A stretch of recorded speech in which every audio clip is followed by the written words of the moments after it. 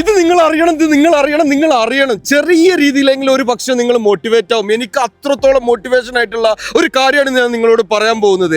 8 വർഷമായിട്ട് ഞാൻ നിങ്ങളോട് പറയണമെന്ന് വിചാരിക്കുന്നത്. ഈ സ്ഥലം കണ്ടാൽ നിങ്ങൾക്കറിയാം ഇത് അൽക്കൈൽ ഗേറ്റ് ആണ് എന്നുള്ളത്.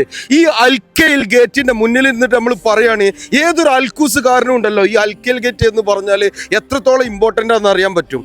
എന്നാൽ ആ അൽക്കൈൽ ഗേറ്റിലുണ്ടല്ലോ, ഞാനിങ്ങനെ പറഞ്ഞു വരിക നിങ്ങളെ കുറിച്ച്. എന്തൊക്കെയുണ്ട് വർത്തനോ? റാത്തല്ലേ? കണ്ടിൽ വളരെ സന്തോഷം.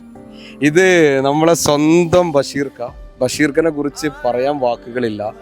എൻ്റെ സീനിയറാണ്. അത് ഞാൻ ബുർജുൽ അറബിൽ വർക്ക് ചെയ്തല്ല, ജുമേരയിൽ വർക്ക് ചെയ്യുമ്പം നമുക്കൊരു മോട്ടിവേഷനായിട്ടൊരു വ്യക്തി എന്ന് പറയുമ്പം എല്ലാവരും ചൂണ്ടിക്കാണിക്കുന്ന ഒരു വ്യക്തിയാണ് ബഷീർക്ക എന്ന് പറയുന്നത്.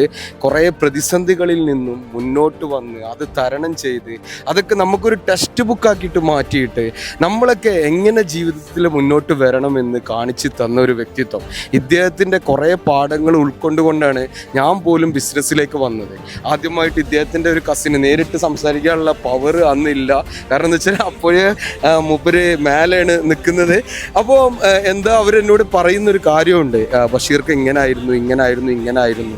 ആ പാഠങ്ങൾ ഉൾക്കൊണ്ടുകൊണ്ട് നിങ്ങൾക്കറിയാം ഒരു ഹോട്ടലിയറായ എത്രത്തോളം സുഖജീവിതമാണ് അവിടെ എന്നുള്ളത്. അവിടുന്ന് ആ സേഫ് സോൺ ബ്രേക്ക് ചെയ്തിട്ട് ഇങ്ങനെയൊക്കെ ആയി.